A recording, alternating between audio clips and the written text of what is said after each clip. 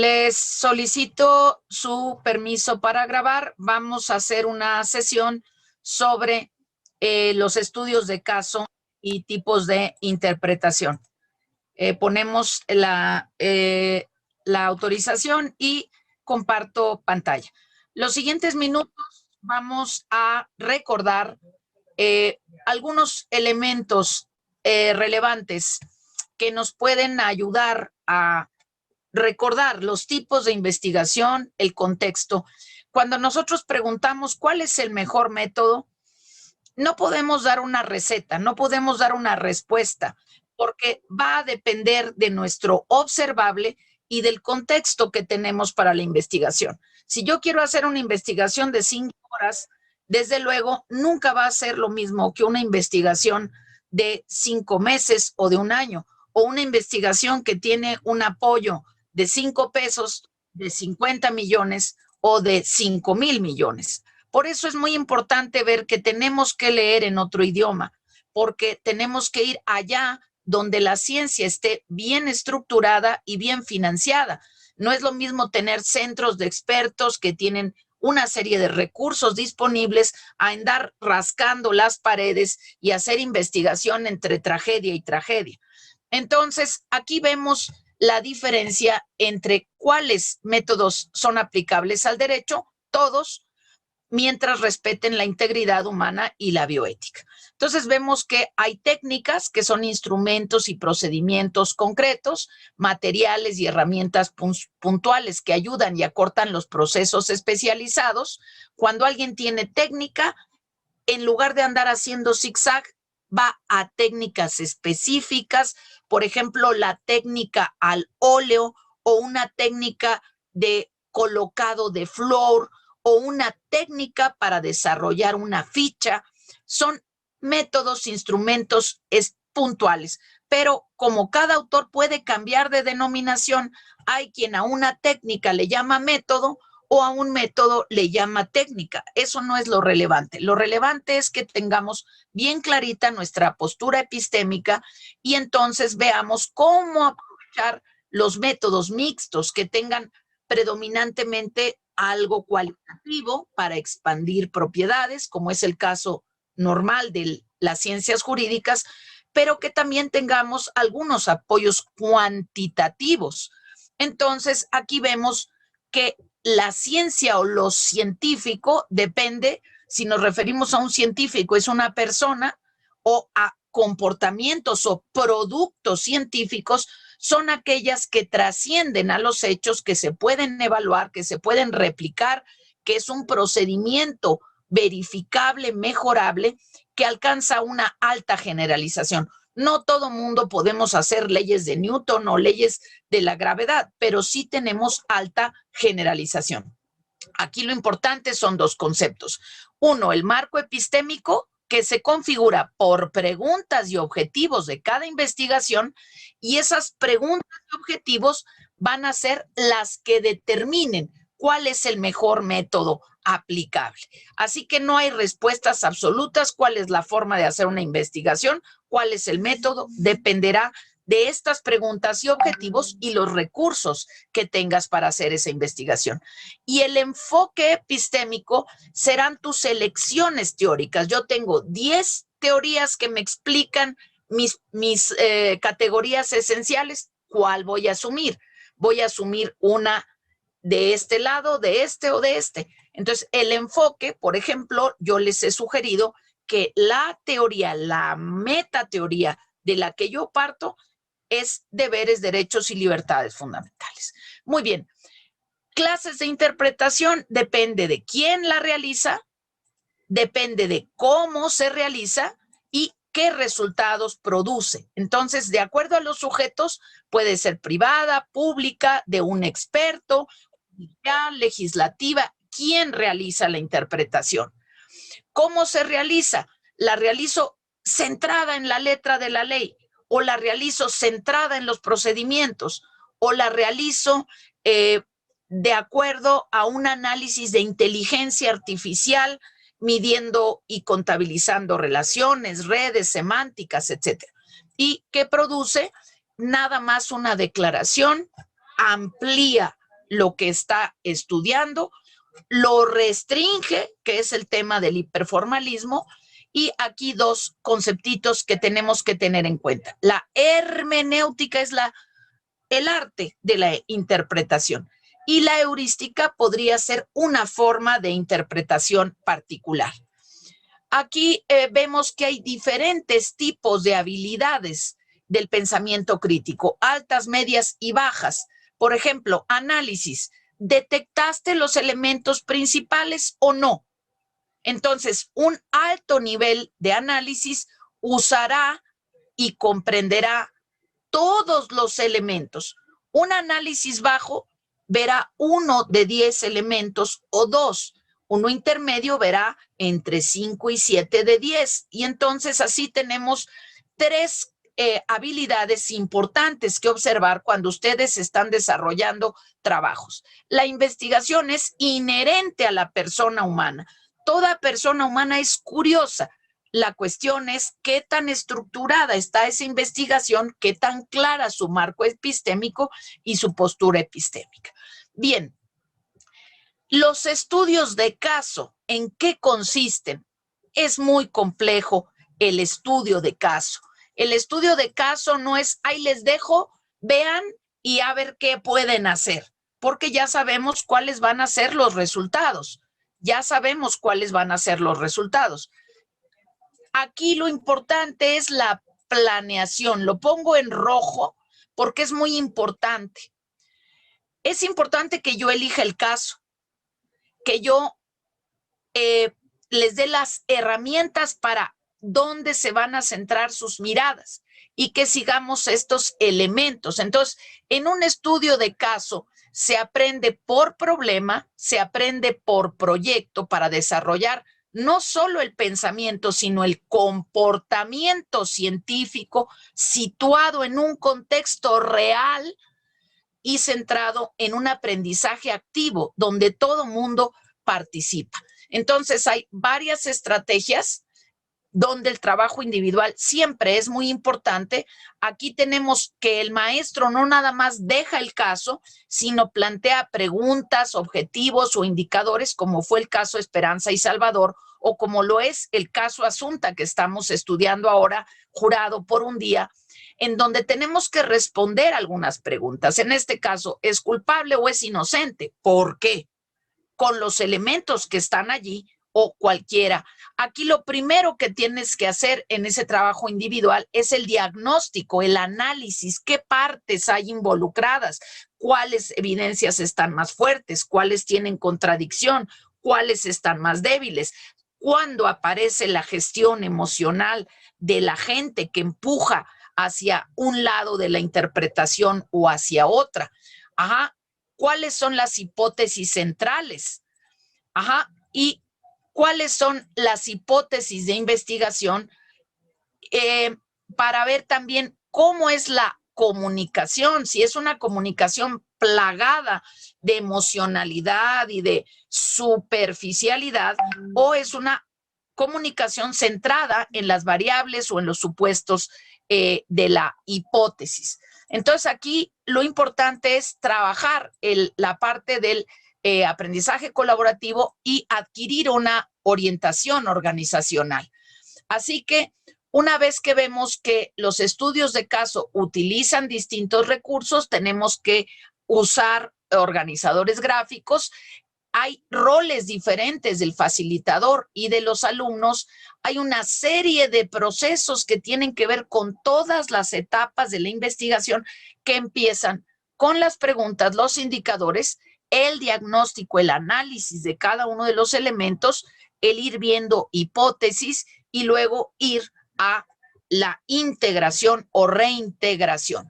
¿De acuerdo? También hay ambientes, hay equipos en los que no hay confianza, no hay motivación y entonces acaba trabajando una o dos personas y entonces la retroalimentación al final queda trunca, queda por encima, no hay realmente ninguna innovación, no se ven todos los elementos del caso y esto definitivamente no es sencillo trabajar por estudios de caso. Como ven ustedes, hay muchas teorías involucradas y sobre todo muchos procesos. Entonces, con esto vamos a dejar ahí un primer acercamiento a los estudios de caso, donde se ubican dentro de las formas de investigación y formas de aprendizaje. Hasta allí un marco general para que podamos identificar lo que estamos haciendo correctamente o lo que necesitamos instrumentar en un verdadero trabajo colaborativo. Lo que no puede faltar es la planeación del facilitador. ¿Qué se ve? ¿Cómo se ve? ¿Con qué indicadores? ¿Cuál es la finalidad para que entonces el equipo pueda trabajar y generar innovación y aportaciones? Estamos entonces respondiendo a la pregunta. ¿Los estudios de caso son la mejor forma de aprender derecho? ¿Cuáles son las condicionantes para que un estudio de caso realmente genere aprendizaje y por qué es tan importante tener pequeños grupos de discusión? Respondemos con claridad que no hay una metodología única, no hay ninguna válida para todos los efectos. La vida, los casos presentarán dimensiones problemáticas y estamos sugiriendo y replicando aquí justamente el ejercicio propuesto por una colega española, jurado por un día, para reflexionar en el fondo si nuestro sistema judicial, nuestro sistema de justicia, realmente se vería enriquecido o no con la participación de jurados y cuál es la importancia de la participación de la sociedad en la evaluación de un juicio que tiene tantas aristas como este o como cualquiera otro. El caso Asunta entonces nos permite entrar en la reflexión de metodologías para aprender y sobre todo metodologías para poder hacer diagnóstico y análisis de situaciones, en este caso litigiosas, con violaciones graves como puede ser la desaparición, el maltrato, la violencia que llega incluso a la muerte, a la pérdida de la vida. Voy a dar 3 participaciones únicamente para hacer este análisis del caso Asunta. Van a ser 3 equipos y les voy a pedir que en forma gradual vayamos haciendo una escucha activa muy afinada, porque no se vale repetir lo que dijo el equipo anterior. No se vale repetir. Entonces, vamos a empezar. Aquí lo importante era tratar de hacer el análisis más claro posible con todos los elementos del juicio para detectar cuáles de esos elementos son sencillos porque están más claros, cuáles más difíciles y cuáles verdaderamente dilemáticos o complicados. Entonces, voy a dar la palabra en primer lugar al equipo de Sofía Ocaña y Gerardo Pedraza. Les pido a todas y a todos que hagamos reflexión de segundo, tercero y cuarto orden, ya que trabajamos en los pequeños grupos de discusión y se trata de no repetir lo que los compañeros y compañeras nos van a aportar. Adelante, equipo 1, tienen la palabra, muy poquitos minutos para que sean muy concisas, muy concisos, por favor. Sí, vamos a ser muy breves, solamente me gustaría poder compartir pantalla para irnos rápido, entonces les voy a compartir pantalla y voy a explicarles muy brevemente lo que hicimos en el trabajo de equipo. ¿Me podían dar una reacción para saber que sí están viendo mi pantalla, por favor? Muy bien. Bueno, nosotros hicimos una evaluación del caso, pero para esto tuvimos que tener una organización previa a poder revisarlo. Y esto es todo lo que hicimos. Rápidamente nada más se los muestro para avanzar. Son datos de en qué horarios realizamos las actividades, qué se trabajó en el grupo de WhatsApp, las preguntas que surgieron a nivel equipo y cómo fue que trabajamos con algunos contratiempos de que algunas personas pudieran tener para conectarse o no conectarse. Empezamos con la bitácora del caso Asunta. Nosotros recordamos que el director es Ramón Campos, es guionista de cine y televisión y está producido por Producciones Bambú, junto con la investigadora Ana Martín y la directora de programas y entretenimiento de Artes Media Carmen Ferreiro.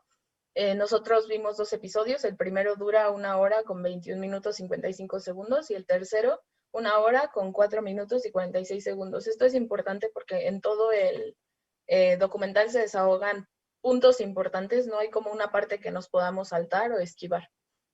Entonces, le voy a dar la palabra a mi compañero Gerardo para que les explique qué fue lo que hicimos primeramente antes de entrar a los aspectos generales del caso. Bueno, primero, como primer paso, hicimos la revisión de las competencias que tiene que tener un jurado popular. O sea, saber qué es lo que le corresponde a un jurado dependiendo en cada lugar. Ahí determinamos que un jurado no tiene que tener conocimientos previos de la materia de derecho, sino que son civiles y entonces deben tomar deben dar una sentencia no con conocimientos básicos de la carrera que propiamente es derecho. También nos tratamos de enfocar en la determinación de la culpabilidad de los padres de Asunta, que fue Rosario y Alfonso. Después nos detuvimos algunas consideraciones, desestimamos pruebas que consideramos no iban a aportar, y yo creo que eso fue lo más importante. Continúa mi compañera.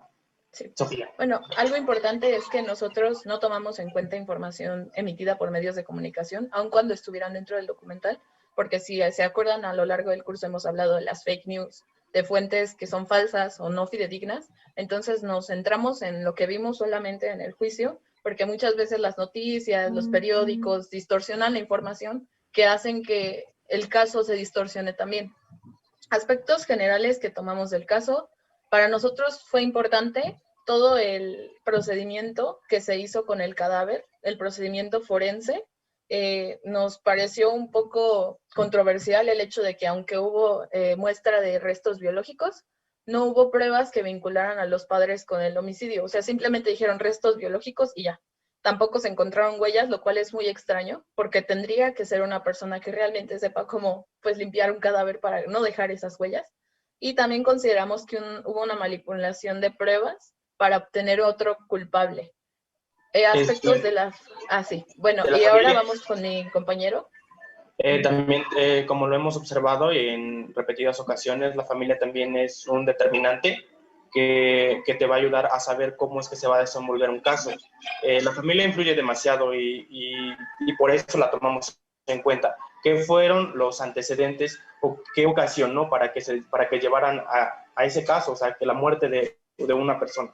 Porque una muerte no es solo voy a matar a alguien o pasa por algo, sino es que también dentro de un núcleo familiar es lo que conlleva a diversas razones que propiamente nosotros analizamos, si fue el hecho de que la mamá no estaba del todo bien, sino que sufría de salud mental, y también pasamos a la...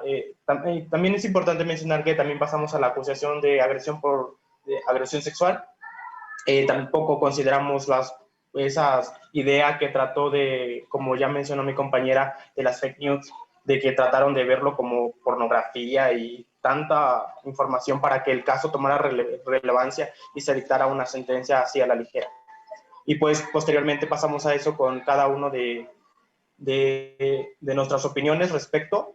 Y sí, pues antes de que continúes, me gustaría mencionar algo súper rápido, perdón. Okay, sí. Algo muy importante que nos pareció aquí en el caso fue el divorcio que hubo porque se realizó en el año 2013. Entonces, si nosotros nos vamos a aspectos temporales, en donde en el año en el que se le empieza a administrar este medicamento, este sedante, a Asunta es en el 2013. Entonces, consideramos que el divorcio rompe un vínculo familiar en el cual teniendo una persona que tal vez sufre de una estabilidad mental y emocional no tan estable, la afectó de tal manera que llegara a un acuerdo entre padres de, pues, ¿qué hacemos con la niña? Que realmente lo que nos unía era el matrimonio, pero la adopción no fue tanto por medios suyos, porque también había una presión social por parte de los padres de Rosario. Entonces, a pesar de que tuvo una calidad de vida estable y sus necesidades básicas estaban cubiertas, se rompe este vínculo familiar que empieza a generar problemas y considero que eso es una clave dentro del caso.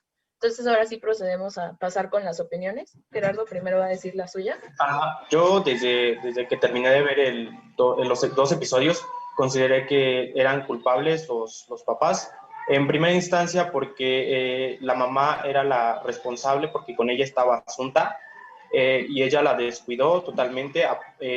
Aunado a ello, el hecho de que la propia niña se comunicara con con su maestra al decir que le estaban suministrando algún polvo. Ella dijo un polvo que no tenía conocimiento. Y también yo me creé esa hipótesis porque eso es lo que hace un jurado, crearse una hipótesis de por qué los motivó a hacerlo. Entonces yo supuse que pues sí, la mamá de Asunta, pues en ese afán de pues ya no querer a la niña, porque pues ya se había roto el vínculo familiar que era su matrimonio y ahora ya no tenía nada para detenerla. Yo creo que drogaba a la niña para que ya no la molestara y así, porque también como se vio la historia, la niña era muy extrovertida, le gustaba jugar, andar brincando. Yo creo que eso la señora no, esa es la opinión que yo como jurado en eso me basé, y por eso consideré que el hecho de que no, nadie en buenas condiciones droga a su hijo. Entonces yo creo que eso fue lo que más se declinó para que yo la considerara que es culpable, al igual que el papá, porque necesitó ayuda para hacer todas esas maniobras de manipular pruebas y todo. Una sola persona no puede hacerlo eso. Bueno, y ahí tuvimos una discusión, o sea, sí hubo como un conflicto porque yo tenía una opinión totalmente diferente a la de mi compañero. Para mí no fue un homicidio doloso, porque aunque sí administraron narcóticos en la niña, ella antes de eso no había sufrido este tipo de conductas por parte de los padres. Fue hasta este punto del divorcio en el que empezamos a ver estas conductas distintas, y entonces también considero que sí es muy lamentable la manera en que se dejó expuesto el cuerpo, porque sí atenta contra la dignidad humana de una muerte digna. Sin embargo, considero que tampoco hubo indicios de abuso sexual ni agresión física como tal fuerte, entonces, más que la posible resistencia que tuvo Asunta, porque eso lo determina el forense, pero no, hay muchas preguntas que no se respondieron. No se aclaró qué se hizo con las cuerdas que estaban junto al cuerpo, no se aclaró los restos biológicos que se encontraran por encima del cuerpo, no se aclararon tampoco las suposiciones que se hacían, simplemente se dejaron al aire. Entonces yo lo que le decía a Gerardo, porque él me decía que se supone que era una abogada la mamá, entonces no tenía por qué doblegarse ante juicio, pero lo que yo le comentaba es que sí está bien que ella fuera una abogada, pero también era una madre. Entonces no tenemos que dejar de lado esa parte de que aparte de ser abogada y pues no tener que doblegarte ante juicio, es muy diferente atender un juicio como defensor o así, a ser la parte que están acusando, ¿no? Entonces llegamos a una conclusión grupal porque discutimos todo esto, nos tomó más o menos 2 horas discutirlo, no fue algo sencillo y nos dimos cuenta que un jurado no la tiene fácil, que realmente tienen que tomarse en cuenta todos estos aspectos, porque no es deliberar, sí es culpable, ya, envíenlo a la cárcel. No, no se trata de eso, son muchos aspectos los que se tienen que tomar en cuenta. Entonces, si quieres, Gerardo, adelante con la conclusión grupal. Pues nosotros consideramos que fue un homicidio culposo y no doloso, porque no consideramos que tuvieran como la intención de matar a su hija, por los motivos de que pues sí hubo un cariño, sí hubo una afectación, sí se preocuparon por ellos, se preocupaban por ella, tenía buena, ¿cómo decirlo?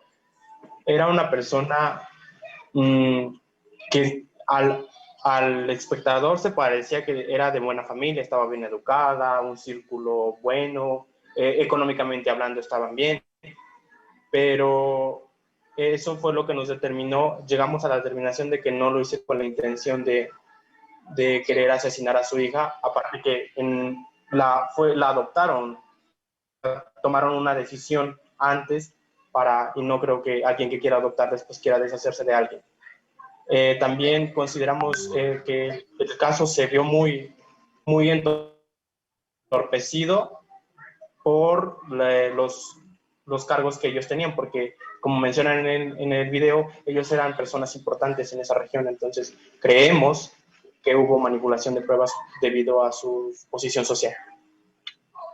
Y por eso son responsables. También bueno, en la responsabilidad, sí, brevemente, son 3 puntos los que tomamos en cuenta. La manipulación de pruebas por sus posiciones profesionales, También consideramos el testimonio de una chica que se llama Clara Baltar, que era amiga de Asunta. Consideramos que sí tenía competencia porque ella conocía a la niña desde 3 años antes y se nos hizo muy extraño que en una avenida principal, siendo una región muy pequeña, no hubiera una sola cámara que pudiera determinar si estuvo ahí o no con su padre. Y también los testimonios de la niña de que se le estaba administrando algo para lo cual ella no tenía conocimiento de por qué, y la predeterminación para que no se hallaran pruebas, pero en un momento como de desesperación porque se les pasó la mano con el medicamento, una posible sobredosis, y entonces hay una planeación para ocultar el cuerpo, no da tiempo porque incluso en los calabozos podemos ver que ella le dice a su esposo, no te dio tiempo, ¿verdad? Y simplemente le dice que no. Entonces consideramos que esa parte hubo una planeación en la cual no se encontraran juntos en el momento en dejar el cuerpo, pero el esposo ya no pudo llegar para poder ocultarlo. Y ya por último, los aspectos del aprendizaje. Gerardo, ¿me quieres ayudar con esto? Sí, pues vimos que, bueno, tuvimos una planeación, antes que nada tuvimos una planeación,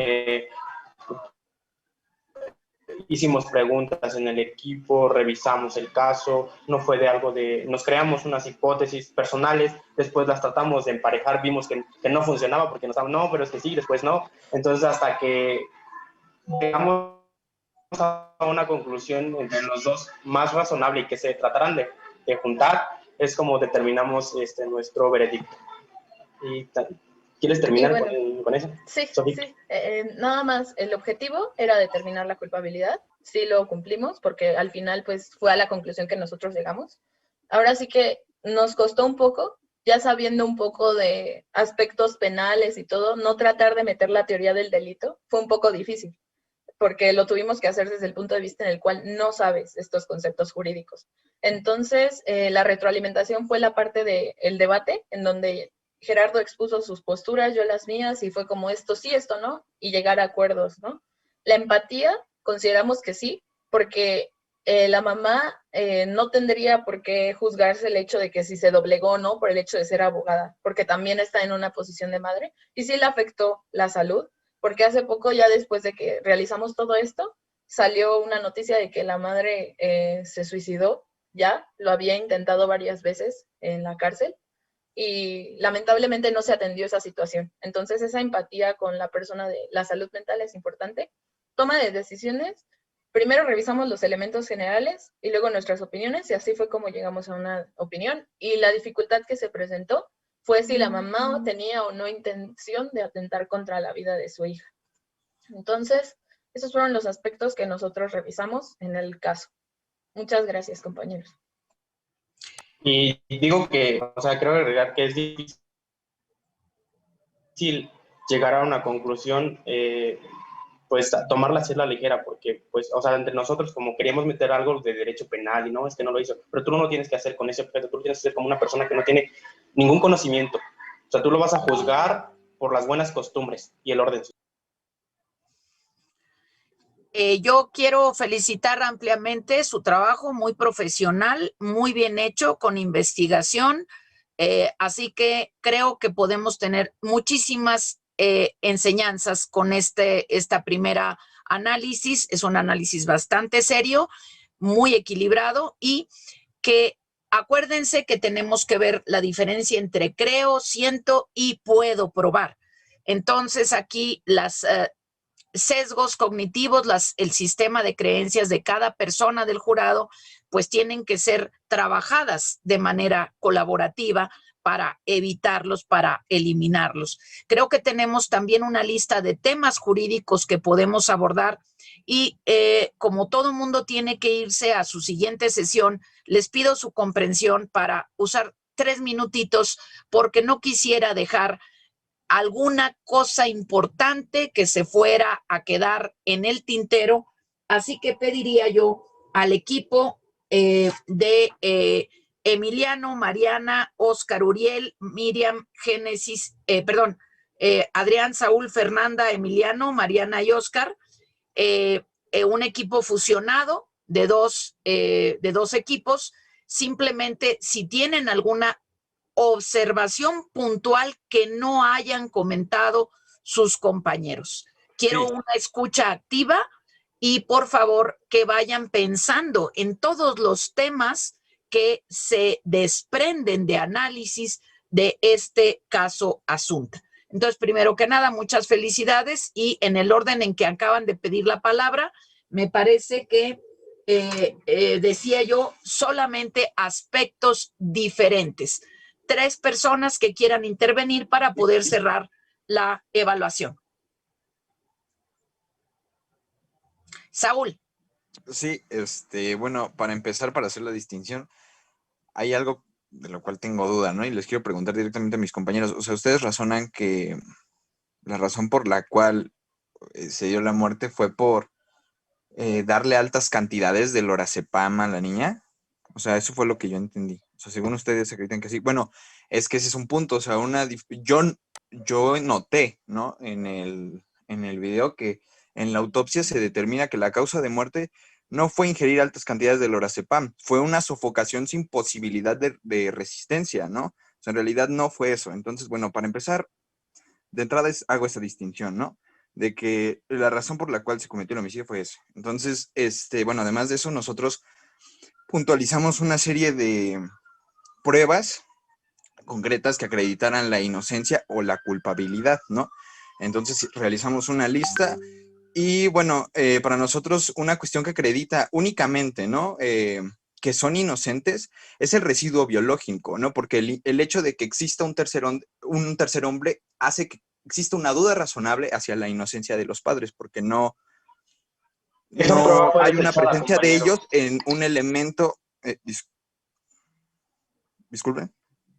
O sea, no hay la única presencia de carácter genético, que es muy importante en estos casos, pues se encuentra, bueno, se acredita de que es de otro hombre que no son los padres. Y es la única evidencia concreta, o sea, que puede ser verificada en el sentido de que se puede relacionar biológicamente, científicamente con otra cuestión, ¿no? Que es el residuo biológico. O sea, esa parte, y bueno, una serie de razones que acreditan que son culpables es la grabación en la cual se desmiente un testimonio previo que había hecho la madre respecto a que a determinada hora ya no estaba con su hija.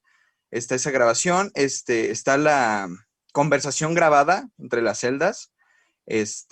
Bueno, está la situación de que la niña había sido drogada, ¿no? Con anterioridad, y como murió debido a una sofocación por no poner resistencia, se acredita que este es un indicio primario para que la niña estuviera en una condición en la cual no se le permitiera defenderse, incluso no estuviera consciente de lo que estaba sucediendo, ¿no?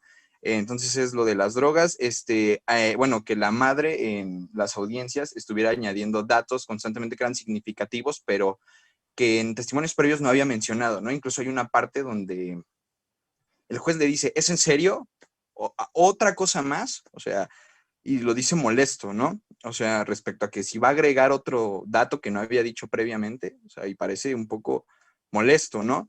Y bueno, también la actitud, ¿no? Y la actitud que se vio, digamos que potencializada por la perspectiva que le dieron los medios, ¿no? Por ejemplo, la grabación que se realiza de la madre después de una audiencia donde se le ve muy contenta, ¿no? Y que incluso se está riendo. Entonces, bueno, para nosotros estas son razones que pueden acreditar una culpabilidad, y pues la única razón que encontramos que puede acreditar la inocencia, pues es el residuo biológico, ¿no? Que se relaciona con un fraude procesal, ¿no? Porque están implantando una prueba. Entonces, pues eso sería lo que comentamos. También comentamos un poco respecto a lo de los jurados populares. Pero... Saúl, te pido por favor que le demos la oportunidad a una participación más, porque todos se tienen que retirar, y hagan por favor sus anotaciones, pero en forma escrita. Nada más 2 comentarios más de algo completamente diferente para que nos quedemos pensando, digiriendo y podamos cerrar la sesión. Comentarios de 1 minuto, más que por mucho que sea. 2 personas que quieran participar. ¿Qué tal, doctora? Soy yo, Emiliano Vázquez. Emiliano, muy concreto, muy breve, por favor. Gracias. Claro. En apoyo a lo que comenta mi compañero Saúl, les comentaba cuando nos juntamos ahorita en equipos que tenía yo la ligera sospecha de que los imputados, bueno, en este caso Alfonso y Rosario, podrían haber tenido cierto conocimiento de que en un dado caso la sentencia fuese favorable y pudieran salir absueltos del delito al que se les estaba inculpando. Sobre todo por las actitudes que estaban tomando. Retomo nuevamente el momento en el que los están grabando cuando están en los calabozos. Hay 3 diálogos que me parecen interesantes, o sospechosos, mejor dicho, cuando Alfonso le dice a Rosario que tengan cuidado con lo que dicen porque los están grabando. Igual cuando Rosario le dice a él que vea lo que ha montado. Y por último, cuando Alfonso le dice que, bueno, lo pasado es pasado.